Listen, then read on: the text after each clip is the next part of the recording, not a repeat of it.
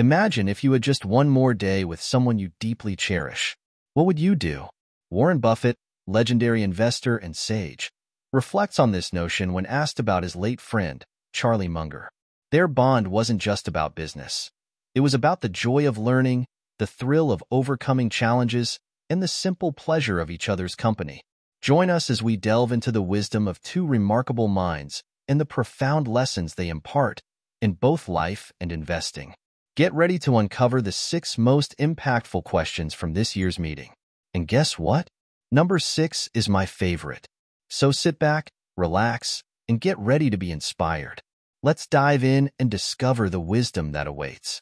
Hi, Mr. Buffett. This is Matthew Lai from China, Hong Kong. I'm running my listed listing company called FW, and we are so grateful that to learn from you and you really inspire us. My question is, besides the electrical car company, BYD, under what circumstances you will reinvest and reconsider to invest Hong Kong and China company? Thank you. Our primary investments will always be in the United States. The companies we invest in the United States, American Express does business around the world, and no company hardly does business around the world like Coca-Cola. I mean, the preferred soft drink, maybe like 170 or 180 out of 200 countries. Those are rough approximations from a few years back, probably, but degree of acceptance worldwide is almost unmatched. I can't really think of any company that has it. American Express has a position credit card deal, which I think is extremely strong. The reason for that is one of the directors that introduced a few minutes ago, Ken Chenault, but it has strengthened dramatically over the last 20 years for a lot of reasons. So the BYD investment, we made the commitment in Japan, which I did 5 years ago, and that was just overwhelmingly, was compelling, extraordinarily compelling. We bought it as fast as we could, and we spent a year, and we got a few percent of our assets in 5 very big companies, but that's the problem of being our size. But you won't find us making a lot of investments outside the United States, although we're participating through these other companies in the world economy. But I understand the United States rules, weaknesses, strengths, whatever it may be. I don't have the same feeling for economies generally around the world. I don't pick up on other cultures extremely well, and the lucky thing is I don't have to, because I don't live in some tiny little country that just doesn't have a big economy. But I'm in an economy already that has, after starting out with 0.5% of the world's population, has ended up with well over 20% of the world's output in an amazingly short period of time. So we will be American-oriented. If we do something really big, it's extremely likely to be in the United States. Selling some of the Apple shares in order to build up your cash supply, I think it's had a lot of people wondering where you see opportunities or what might be coming or market valuation. So I'll ask this question from Foster Taylor. At the 1999 annual meeting, you mentioned that if you owned all of America's 500 businesses, you would be making $334 billion while paying $10.5 trillion. You emphasized that this was not a good return on investment. Today, by my math, the S&P 500 has a market capitalization of around $44 trillion with profits of around $1.45 trillion. This is a very similar return on investment to the 1999 levels. Do you see similarities in the market today and the 1999 levels? Well, one thing's changed dramatically from 1990. I misunderstood on the 1999, but there have been times in my life that I've been awash in so many opportunities that I could have invested everything by nightfall, and then there's other times when the year goes, well, not in the early days, but now we haven't seen anything that makes sense, that moves the needle. Now, we've made small acquisitions during the year. Our companies have made acquisitions. Greg and I may talk about something that involves a $300 million purchase or something like that, and if it fits well enough, we do it. And if our managers see things that fit them, we want to look at them, because our managers do not have necessarily the same equations in mind that we do. But there's some managers which we would end up just say,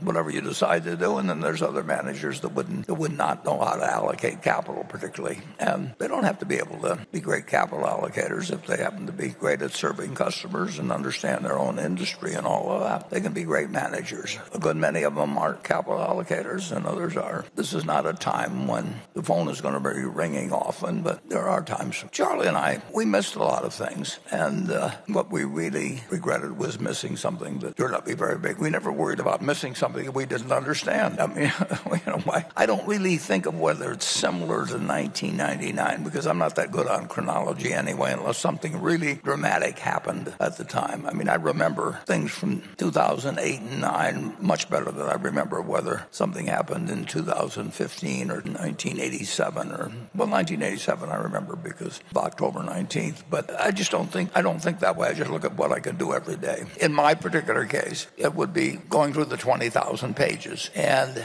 since we were talking about railroads, I went through the Moody's Transportation Manual a couple of times. That was 1,500 or 2,000 pages, or probably 1,500 pages. And I found all kinds of interesting things when I was 20 or 21. And I don't imagine there's anybody here that knows about the Green Bay and Western Railroad Company. But there were hundreds and hundreds of railroad companies, and I like to read about every one of them. The Green Bay and Western, in those days, everybody had a nickname for railroads. I mean, that was just what Northern Pacific was the Nipper, and Phoebe Snow was one of them in the east that used to go up to Cornell. And the Green Bay and Western was known as Grab Baggage and Walk, GB&W. They had a bond that was actually the common stock, and they had a common stock that was actually a bond. That could lead to unusual things, but they wouldn't lead to unusual things that would work for you with many millions of dollars. But if you collected a whole bunch of those, which I set out to do, and actually that's what impressed Charlie when I first met him, because I knew all the details of all these little companies on the West Coast that he thought I would never have heard of. But I knew about the Los Angeles Athletic Club or whatever it might be. He thought he was the only one that knew about that, and became an instant point of connection. So to answer your question, I don't know what the equivalent of Moody's manuals or anything would be now, but I would try and know everything about everything small, and I would find something with $1 million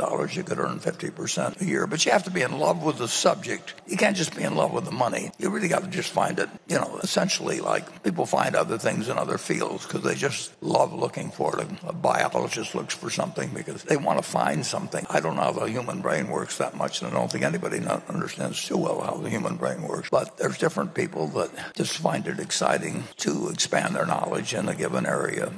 I know great bridge players. I know great chess players, actually. Kasparov came to Omaha and met Mrs. B, meeting a lot of people that are unbelievably smart in their own arena and do some unbelievably dumb things in other areas. So all I know is the human brain is complicated. It's best when you find out what your brain is really suited for, and then you just the hell out from that point. And that's what I would be doing if I had a small amount of money and I wanted to make 50% a year. But I also wanted to just play the game. What advice would you like to share today that you believe everyone needs to hear? If I had one piece of advice, I would try to, and you're lucky you live in this country, because it's just to start with, because you've got opportunities here that wouldn't exist in much of the world.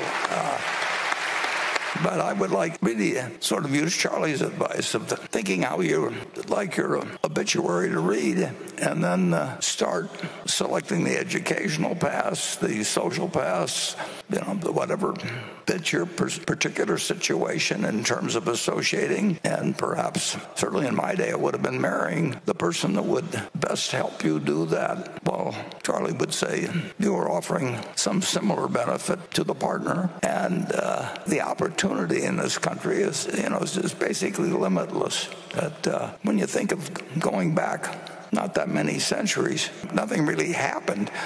And what has happened in the last 200 years with the combination of the Industrial Revolution, and whether it's science or education or health, or you name it, we are so lucky to be born when we were, the people in this room, and many of us were lucky enough to be born in the United States as well. You're entering the best world that's ever existed, and you want to find the people to share it with and the activities to participate in that fit you. And if you get lucky, like Charlie and I did, you find things that interest you young. But if you don't find them right away, you keep looking.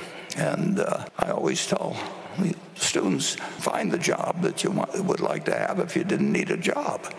And Sometimes you can find that very early. Sometimes you go through various experiences, but don't forget what you actually are trying to do. And there's no place to do it like this country. And find a person that you like to share your life with in many cases. And, sometimes you get lucky and do that early. And sometimes you make mistakes.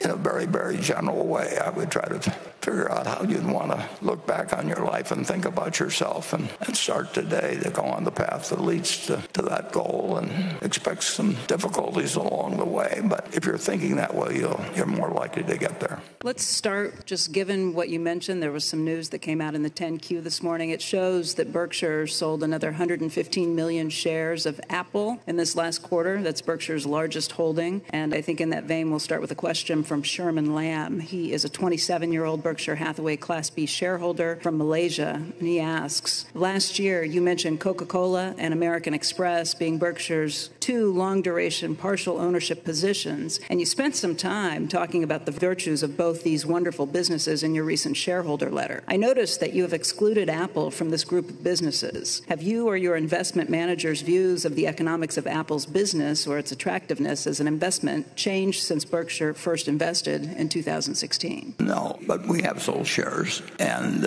I would say that at the end of the year, I would think it extremely likely that Apple is the largest common stock holding we have. Now, one interesting thing is that Charlie and I looked at common stocks or marketable equities, or the things that people love to look at, as being businesses. And so when we own a Dairy Queen or we own whatever it may be, we look at that as a business. And when we own Coca-Cola or American Express or Apple, we look at that as a business. Now, we can buy really wonderful companies in the market as businesses. We can't buy all of them. I mean, all of their shares. We can't buy 90% or 80% or anything like that. But when we look at Coca-Cola and American Express and Apple, we look at them as businesses. Now, there's differences in tax factors. There's difference in managerial responsibility, a whole bunch of things. But in terms of deploying your money, we always look at every stock as a business. We have no attempt made to predict markets. We have no attempt made to pick stocks. I went through many, many years doing the wrong thing. I got interested in stocks very early, and I was fascinated by them. And it wasn't wasting my time because I was reading every book possible and everything else. But finally, I picked up a copy of The Intelligent Investor in Lincoln, and there was a few sentences in there that said much more eloquently than I can say it. But if you look at stocks as a business and treat the market as something that doesn't tell you, isn't there to instruct you, but it's there to serve you, you'll do a lot better over time than if you try to take charts and listen to people talk about moving averages and look at the pronouncements and all of that sort of thing. And so that made a lot of sense to me then. And the way I've been allowed to deploy it, and Charlie and I talked about this, of course, constantly. It's changed over the years as the amount of capital we have, and it's changed and all of that. But the basic principle was laid out by Ben Graham in that book, which I picked up for a couple of dollars, and which basically said to me, you've been wasting your time now, but maybe you can use what you've learned or been reading about and put it to better use. And then Charlie came along and told me how to put it to even better use. That's sort of the story of why we own American Express, which is a wonderful business. We own Coca-Cola, which is a wonderful business. And we own Apple, which is an even better business. And we will own, unless something really extraordinary happens, with Apple and American Express and Coca-Cola when Greg takes over this place. And it's such a simple approach that it's almost deceptive. Most things, if you keep working harder and harder at it, you learn a little more math or you learn a little more physics. But investments, you don't really have to do that. You really have to have your mind set properly. We will end up, unless something dramatically happens that really changes capital allocation, a strategy, and we will have Apple as our largest investment. But I don't mind at all, under current conditions, building the cash position. I think when I look at the alternative of what's available in the equity markets and I look at the composition of what's going on in the world, we find it quite attractive.